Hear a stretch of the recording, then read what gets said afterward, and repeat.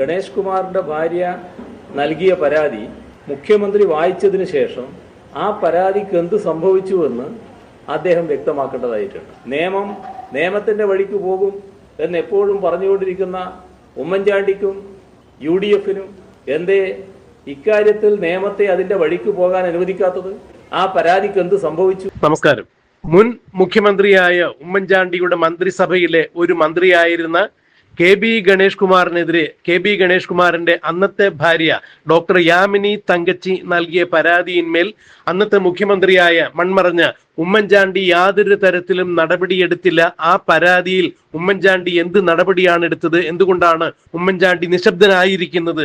KB Ganesh കുമാറിനെ പോലുള്ള സ്ത്രീ പീഡകർക്കെതിരെ സ്വന്തം ഭാര്യ തന്നെ പരാതി നൽകിയിട്ടും അത്തരത്തിലുള്ള ആളുകളെ മന്ത്രിസഭയിൽ വെച്ചുകൊണ്ടിരിക്കുന്ന ഉമ്മൻചാണ്ടിക്കെതിരെ അന്നത്തെ പ്രതിപക്ഷ നിരയിലുണ്ടായിരുന്ന പാർട്ടി സെക്രട്ടറി ആയിരുന്ന CPM-ന്റെ അന്നത്തെയും ഇന്നത്തെയും സമുന്നത നേതാവായ ഇന്നത്തെ കേരളത്തിന്റെ മുഖ്യമന്ത്രിയായ പിണറായി വിജയൻ അന്ന് നടത്തിയ പത്രസമ്മേളനത്തിന്റെ ചെറിയൊരു ഭാഗമാണ് ബഹുമാനപ്പെട്ട പ്രേക്ഷകരെ കേൾപ്പിച്ചത്.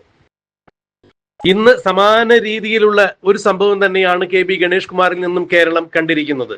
അതായത് മന്ത്രിയുടെ വാളകത്തുള്ള വീട്ടിൽ മന്ത്രി മറ്റൊരു സ്ത്രീയുമായി മന്ത്രിയുടെ ബെഡ്റൂമിൽ കാണാത്ത രീതിയിലുള്ള ചില ദൃശ്യങ്ങളാണ് മന്ത്രിയുടെ ഭാര്യ കടന്നു വന്നപ്പോൾ കണ്ടത്. ഇപ്പോഴത്തെ മന്ത്രിയുടെ ഭാര്യ ബിന്ദുവാണ് ഈ പരാതി പറഞ്ഞത്. ബിന്ദു നേരിട്ട് തന്നെയാണ് മാധ്യമങ്ങളുടെ മുന്നിൽ വന്നു നിന്നുകൊണ്ട് KB ഗണേഷ് കുമാറിനെ കുറിച്ച് ഇത്തരത്തിൽ അപഹാസ്യമായ രീതിയിലുള്ള അശ്ലീലകരങ്ങളായ നേർസാക്ഷ്യമായി ചാനലിന് മുമ്പിൽ വന്ന് പറഞ്ഞത്. താൻ വീട്ടിലേക്ക് കടന്നു ചെല്ലുമ്പോൾ തന്റെ ബെഡ്റൂമിൽ KB ഗണേഷ് കുമാറും മറ്റൊരു സ്ത്രീയും തമ്മിൽ അവിടെ നടന്നിരുന്ന കാര്യങ്ങളെക്കുറിച്ച് എനിക്ക് പുറത്തു പറയാൻ എന്റെ സംസ്കാരം എന്നെ അനുവദിക്കുന്നില്ല, എനിക്ക് ലജ്ജ തോന്നുന്നു. എന്നാൽ ആ ദൃശ്യങ്ങൾ അത്രയും താൻ പകർത്തി സൂക്ഷിച്ചിട്ടുണ്ട്. തനിക്ക് അതുകൊണ്ട് തന്നെ മന്ത്രിയുടെ പേഴ്സണൽ സ്റ്റാഫിൽ നിന്നും വലിയ പീഡനങ്ങൾ ഉണ്ടായിരുന്നു. അതിന് വേണമെങ്കിൽ ഗാർഹിക പീഡനം തന്നെ എന്ന് വിശേഷിപ്പിക്കാം. പിന്നീട് 112-ലേക്ക് ആ സ്ത്രീ, അതായത് KB ഗണേഷ് കുമാറിന്റെ ഭാര്യയായ ബിന്ദു വിളിക്കുന്നു. പോലീസ് വന്നിട്ട് യാതൊരു തരത്തിലും ഞങ്ങൾക്ക് ഈ കാര്യത്തിൽ ഇടപെടാൻ പറ്റില്ല എന്ന് പറഞ്ഞുകൊണ്ട് മടങ്ങിപ്പോകുന്നു. പിന്നെ എങ്ങനെയൊക്കെയോ ആ സ്ത്രീ രക്ഷപ്പെട്ട് സ്വന്തം നാട്ടിലെത്തി, പാലക്കാടെത്തി. അതിനുശേഷമാണ് അവർ മാധ്യമങ്ങൾക്ക് മുന്നിൽ ഇത്തരം കാര്യങ്ങൾ വിസ്തരിക്കുന്നത്. എന്നാൽ താൻ അത്തരത്തിൽ KB ഗണേഷ് കുമാറിന്റെ വീട്ടിൽ വെച്ച് കണ്ട ദൃശ്യങ്ങളും ആ ദൃശ്യങ്ങൾ താൻ പകർത്തിയെടുക്കുമ്പോൾ KB ഗണേഷ് കുമാറിന്റെ പേഴ്സണൽ സ്റ്റാഫ് തന്നെ ഉപദ്രവിക്കുന്നതും തന്നെ വീട്ടു തടങ്കിലാക്കാൻ ശ്രമിക്കുന്നതുമെല്ലാം ആ സ്ത്രീ, അതായത് KB ഗണേഷ് കുമാറിന്റെ ഇപ്പോഴത്തെ ഭാര്യയായ ബിന്ദു മുഖ്യമന്ത്രിയുടെ മകൾ വീണ വിജയനെ തത്സമയം വിളിച്ചറിയിച്ചിരുന്നു എന്നാണ് പറയുന്നത്. അവർ ഒരുപക്ഷെ ബിന്ദുവിന്റെ സുഹൃത്തായിരിക്കാം. അല്ല എന്നുണ്ടെങ്കിൽ വീണ വിജയന്റെ നമ്പർ അവർക്ക് കിട്ടില്ലല്ലോ. മന്ത്രിയുടെ ഭാര്യ എന്ന രീതിയിൽ മുഖ്യമന്ത്രിയുടെ മകളുടെ നമ്പർ അവർക്ക് കിട്ടിയിട്ടുണ്ടാവും. അതുകൊണ്ട് തന്നെയായിരിക്കും മുഖ്യമന്ത്രിയെ ബന്ധപ്പെടാൻ സാധിക്കാത്തത് കൊണ്ടായിരിക്കാം അവർ വീണയെ വിളിച്ചത്. അഥവാ 112-ലേക്ക് വിളിച്ചിട്ട് പോലീസുകാർ പ്രതികരിക്കാതിരുന്നതിന്റെ പേരിലായിരിക്കാം ആഭ്യന്തര വകുപ്പ് മന്ത്രി കൂടിയായ മുഖ്യമന്ത്രിയെ വിളിച്ചത്. എന്നിട്ടും യാതൊരു തരത്തിലും ഉള്ള നടപടികൾ ഉണ്ടായില്ല എന്നുള്ളതാണ് എടുത്തു പറയേണ്ടത്. ഇവിടെ മറ്റൊരു കാര്യം എടുത്തു പറയേണ്ടതുണ്ട്. അതായത് വിദേശത്തിരുന്ന ഒരു വനിത ഇമെയിലിലൂടെ മുഖ്യമന്ത്രിക്ക് ഒരു പരാതി കൈമാറുന്നു. രാഹുൽ മാങ്കൂട്ടത്തിൽ എന്ന പ്രതിപക്ഷത്തിലുള്ള പാലക്കാടുള്ള MLA തന്നെ ലൈംഗികമായി പീഡിപ്പിച്ചു എന്ന് ഒരു സ്ത്രീ ഇമെയിലിലൂടെ ഒരു പരാതി അയക്കുമ്പോൾ ആ പരാതി കൈപ്പറ്റിയ മുഖ്യമന്ത്രി പോലീസിന് വിളിക്കുന്നു. രായ്ക്ക് രായ്മാനം രാഹുൽ മാങ്കൂട്ടത്തിൽ താമസിക്കുന്ന സ്ഥലത്ത് ചെന്ന് രാഹുൽ മാങ്കൂട്ടത്തിനെ രാജ്യദ്രോഹ കുറ്റവാളികളെ അറസ്റ്റ് ചെയ്യുന്നത് പോലെ അറസ്റ്റ് ചെയ്ത് കൊണ്ടുപോകുന്നു. ഒരു പൊതുപ്രവർത്തകനായ MLA-ക്ക് ഒരു നോട്ടീസ് അയച്ചാൽ പോലും അദ്ദേഹം പോലീസ് സ്റ്റേഷനിൽ ഇത്തരം കേസുകളിൽ എന്താണ് സംഭവിച്ചത് എന്നറിയുവാൻ വേണ്ടി ഹാജരാകും എന്ന നില ഉള്ളപ്പോഴാണ് രാജ്യാന്തര കുറ്റവാളികളെ, കൊടും ഭീകരന്മാരെ അറസ്റ്റ് ചെയ്യുന്നത് പോലെ പാലക്കാട് ചെന്ന് രാഹുൽ മാങ്കൂട്ടത്തിൽ താമസിക്കുന്ന ഹോട്ടലിൽ നിന്നും രാത്രി അദ്ദേഹത്തിന്റെ സഹായിയെ പോലും അല്ലെങ്കിൽ അദ്ദേഹത്തിന്റെ അഭിഭാഷകനെ പോലും വിവരം അറിയിക്കാൻ സമയം നൽകാതെ പോലീസ് അറസ്റ്റ് ചെയ്ത് കൊണ്ടുപോകുന്നത്, പിന്നീട് 18 ദിവസം റിമാൻഡ് ചെയ്തത്. ഇതേ സമാനമായ മറ്റ് 2 കേസുകൾ കൂടി രാഹുൽ മാങ്കൂട്ടത്തിനെതിരെ എടുത്തിട്ടുണ്ടായിരുന്നു. അതൊരിക്കലും പോലീസ് സ്റ്റേഷനിൽ കിട്ടിയ പരാതിയുടെ അടിസ്ഥാനത്തിലായിരുന്നില്ല. ഒന്ന് മുഖ്യമന്ത്രിക്ക് കിട്ടിയ പരാതി, മറ്റൊന്ന് KPCC പ്രസിഡന്റ് സണ്ണി ജോസഫിന് കിട്ടിയ പരാതി. അങ്ങനെയെങ്കിൽ എന്തുകൊണ്ടാണ് ആഭ്യന്തര വകുപ്പ് മന്ത്രിയായ മുഖ്യമന്ത്രിയുടെ മകൾക്ക് താൻ ഇങ്ങനെ ഒരു വിഷമസ്ഥിതിയിൽ പെട്ടിരിക്കുന്നു, തന്നെ കുറച്ച് ആളുകൾ കൂടി ഇവിടെ തടഞ്ഞു വെച്ചിരിക്കുന്നു, തനിക്ക് രക്ഷപ്പെടണം, തന്നെ സഹായിക്കണം എന്നുള്ള ആവശ്യവുമായി മുഖ്യമന്ത്രിയുടെ മകൾ, അതായത് സംസ്ഥാനം ഭരിക്കുന്ന മുഖ്യമന്ത്രിയുടെ മകൾ, ആഭ്യന്തര വകുപ്പ് മന്ത്രി കൂടിയായ മുഖ്യമന്ത്രിയുടെ മകൾക്ക് സുഹൃത്ത് ബന്ധം കണക്കിലെടുത്തുകൊണ്ട് താൻ ഇങ്ങനെ ഒരു ട്രാപ്പിലാണ് എന്ന് വിളിച്ചു പറഞ്ഞിട്ട് മുഖ്യമന്ത്രിയുടെ മകൾ വീണ വിജയൻ അത് മുഖ്യമന്ത്രിയെ അറിയിച്ചില്ല എന്ന് വരുമോ?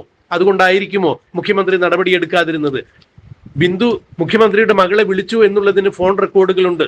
അങ്ങനെയെങ്കിൽ മുഖ്യമന്ത്രിയുടെ മകൾ മുഖ്യമന്ത്രിയെ ഈ വിവരം അറിയിച്ചിട്ടുണ്ടാവണം.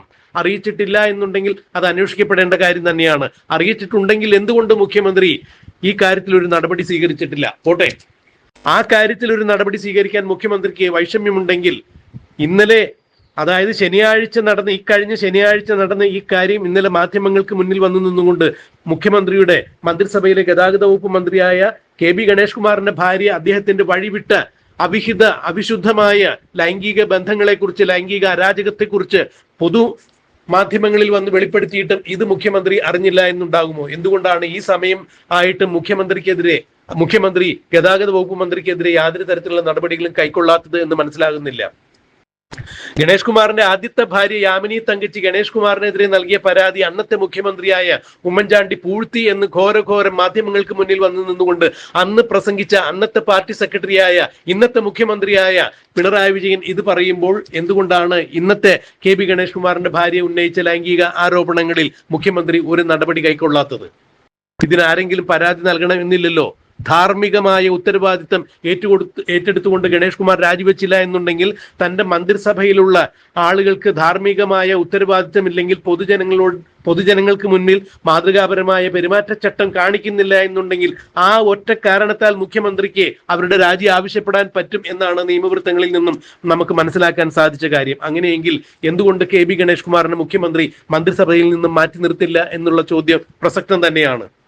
2026 നിയമസഭാ തെരഞ്ഞെടുപ്പ് പ്രഖ്യാപിച്ചിരിക്കുന്ന സാഹചര്യത്തിൽ ഇത് ഇടതുമുന്നണിക്കേറ്റ കനത്ത പ്രഹരം തന്നെയാണ്. ഇന്നലെ KB ഗണേഷ് കുമാർ ഈ വിവരം പുറത്തു വന്നതിനെ തുടർന്ന് മാധ്യമങ്ങളോട് പറഞ്ഞത് ഇത് UDFന്റെ രാഷ്ട്രീയ തന്ത്രമാണ്, തെരഞ്ഞെടുപ്പ് മുന്നിൽ കണ്ടുകൊണ്ടുള്ള തന്ത്രമാണ് എന്നുള്ളതാണ്. KB ഗണേഷ് കുമാറിന്റെ ഭാര്യമാരായി വരുന്ന അല്ലെങ്കിൽ KB ഗണേഷ് കുമാറുമായി ബന്ധപ്പെടുന്ന സ്ത്രീകളെല്ലാവരും UDFന്റെ പിണിയാളുകളാണോ? യാമിനി തങ്കച്ചി UDFന്റെ പിണിയാളായിരുന്നോ? ഇപ്പോഴത്തെ ഭാര്യ ബിന്ദു UDFന്റെ പിണിയാളാണോ? അതായത് KB ഗണേഷ് കുമാറിന്റെ കൂടെ താമസിക്കുന്ന ഭാര്യ പോലും രാഷ്ട്രീയം കളിക്കുകയാണോ KB ഗണേഷ് കുമാറിനെതിരെ? എത്രത്തോളം ജുഗുപ്സാവഹമായ വില കുറഞ്ഞ പ്രസ്താവനയാണ് KB ഗണേഷ് കുമാർ നടത്തിയിരിക്കുന്നത് എന്നുള്ളതാണ് മനസ്സിലാക്കാൻ കഴിയാത്തത്. KB ഗണേഷ് കുമാർ മറ്റൊരു കാര്യം ചൂണ്ടിക്കാണിച്ചിട്ടുണ്ടായിരുന്നു. തനിക്ക് എല്ലാവരോടും പ്രണയമുണ്ട്, തന്റെ ഉള്ളിൽ പ്രണയമാണ്, 5000-ലധികം ആളുകളോട് തനിക്ക് പ്രണയമാണ്. മിസ്റ്റർ KB ഗണേഷ് കുമാർ, നാണമില്ലേ ഇത്തരത്തിൽ തൊലി ഉരിഞ്ഞു പോകുന്ന പ്രസ്താവനകൾ നടത്താൻ? കേരളത്തിലെ ആളുകൾ നിങ്ങൾക്ക് വോട്ടുകുത്തുന്ന യന്ത്രങ്ങൾ മാത്രമല്ല, പ്രബുദ്ധരായ ജനത കൂടി തന്നെയാണ്. അവിഹിത ബന്ധങ്ങളെയും അവിശുദ്ധ ബന്ധങ്ങളെയും വിശുദ്ധമായ പ്രണയത്തെയും എല്ലാം തിരിച്ചറിയാൻ കേരളത്തിലെ ആളുകൾക്ക് സാധിക്കും. നിങ്ങൾ ജവഹർലാൽ നെഹ്റുവിന്റെ പ്രണയത്തെക്കുറിച്ചും മാധവിക്കുട്ടിയുടെ പ്രണയത്തെക്കുറിച്ചുമെല്ലാം നിങ്ങൾ പറയുമ്പോൾ, ഗാന്ധിജിയെ പോലും ജനം വെറുതെ വിട്ടില്ല എന്ന് പറയുമ്പോൾ നിങ്ങൾ ഒരിക്കലും ആ ശ്രേണിയിലേക്ക് വരുന്നില്ല മിസ്റ്റർ KB ഗണേഷ് കുമാർ. അവിശുദ്ധ ബന്ധങ്ങളെ പ്രണയങ്ങളായിട്ട് ചിത്രീകരിക്കുന്നുണ്ടെങ്കിൽ യഥാർത്ഥ പ്രണയത്തിന് എന്ത് വിളിക്കും എന്നുള്ളത് കണ്ടെത്തേണ്ടത് തന്നെയാണ്. ആ പ്രണയത്തിന്റെ വാക്കുകൾ മാറ്റിയിടേണ്ടതാണ്. KB ഗണേഷ് കുമാർ പറയുന്നതാണ് പ്രണയം എങ്കിൽ പ്രണയത്തിന് പോലും അത് നാണക്കേടുണ്ടാകും. സ്വന്തം ഭാര്യ പോലും തന്റെ ഭർത്താവായ മന്ത്രിക്കെതിരെ അവിശുദ്ധ ബന്ധം പിടിച്ചു. അതായത് മന്ത്രിയും മറ്റൊരു സ്ത്രീയും അവരുടെ കിടപ്പുമുറിയിൽ നൂൽ ബന്ധമില്ലാതെ നിൽക്കുന്ന കാഴ്ച താൻ കണ്ടു. തന്റെ സംസ്കാരം അത് പുറത്തു പറയാൻ അനുവദിക്കുന്നില്ല. എന്നാൽ ആ ദൃശ്യങ്ങൾ താൻ പകർത്തി സൂക്ഷിച്ചിട്ടുണ്ട് എന്ന് പറഞ്ഞപ്പോഴും KB ഗണേഷ് കുമാർ അതിന്റെ പ്രണയത്തിന്റെ വ്യാഖ്യാനം നൽകുന്നു. ഈ പ്രണയം മുഖ്യമന്ത്രി പിണറായി വിജയൻ അംഗീകരിക്കുന്നുണ്ടോ എന്നുള്ളതാണ്.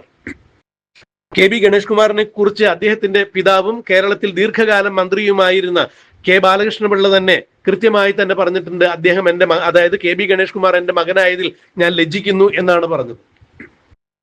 KB ഗണേഷ് കുമാറിന്റെ സഹോദരി ഉഷ തന്നെ KB ഗണേഷ് കുമാറിനെതിരെ ഒരുപാട് പ്രശ്നങ്ങൾ ഉന്നയിച്ചിട്ടുണ്ട്, ആരോപണങ്ങൾ ഉന്നയിച്ചിട്ടുണ്ട്. ആദ്യത്തെ ഭാര്യ യാമിനി തങ്കച്ചി അദ്ദേഹത്തിനെതിരെ നിരവധി പരാതികളാണ് ഉന്നയിച്ചിരുന്നത്. ഇപ്പോഴത്തെ ഭാര്യ ബിന്ദു അദ്ദേഹത്തിനെതിരെ അവിശുദ്ധ ബന്ധം കയ്യോടെ പിടിച്ചതിന്റെ കാര്യങ്ങൾ വ്യക്തമാക്കുന്നു. അങ്ങനെയെങ്കിൽ സ്വന്തം കുടുംബക്കാരോടും സ്വന്തം ഭാര്യയോടുമെന്നും ധാർമ്മികമായ യാതൊരു ഉത്തരവാദിത്തങ്ങൾ പുലർത്താൻ സാധിക്കാത്ത ഒരു മന്ത്രി എങ്ങനെയാണ് പൊതുജനത്തിന്റെ ധാർമ്മികമായ വശങ്ങൾ മനസ്സിലാക്കുക? അവരോട് എങ്ങനെയാണ് ധാർമ്മികമായി നിയമപരമായി അദ്ദേഹം ദൗത്യങ്ങൾ നിർവഹിക്കുക? എങ്ങനെയാണ് പൊതുജനത്തിന്റെ പ്രശ്നങ്ങൾ പരിഹരിക്കുക? ഇത്തരം ഒരു ധാർമ്മികമായ ഉത്തരവാദിത്തത്തിൽ നിന്ന് മന്ത്രി ഒഴിഞ്ഞു മാറുമ്പോൾ എന്തുകൊണ്ടാണ് മുഖ്യമന്ത്രി പിണറായി വിജയന് അത് ചൂണ്ടിക്കാണിച്ചുകൊണ്ട് മന്ത്രിസഭയിൽ നിന്നും KB ഗണേഷ് കുമാറിനെ മാറ്റി നിർത്താൻ സാധിക്കാത്തത് എന്നുള്ളതാണ് ചോദ്യം. 2026 നിയമസഭാ തെരഞ്ഞെടുപ്പ് പ്രഖ്യാപിച്ചിരിക്കുന്ന സാഹചര്യത്തിൽ മുഖ്യമന്ത്രി KB ഗണേഷ് കുമാറിനെതിരെ ഇനി എന്ത് നടപടിയെടുക്കും എന്നുള്ളത് നമുക്ക് കണ്ടറിയാം, കാത്തിരിക്കാം. ഗണേഷ് കുമാറിന്റെ ഭാര്യ നൽകിയ പരാതി മുഖ്യമന്ത്രി വായിച്ചതിന് ശേഷം ആ പരാതിക്ക് എന്ത് സംഭവിച്ചുവെന്ന് അദ്ദേഹം വ്യക്തമാക്കേണ്ടതായിട്ടുണ്ട്. നിയമത്തിന്റെ വഴിക്ക് പോകും എന്ന് എപ്പോഴും പറഞ്ഞുകൊണ്ടിരിക്കുന്ന ഉമ്മൻചാണ്ടിക്കും UDF-നും എന്തേ ഇക്കാര്യത്തിൽ നിയമത്തെ അതിന്റെ വഴിക്ക് പോകാൻ അനുവദിക്കാത്തത്? ആ പരാതിക്ക് എന്ത് സംഭവിച്ചു?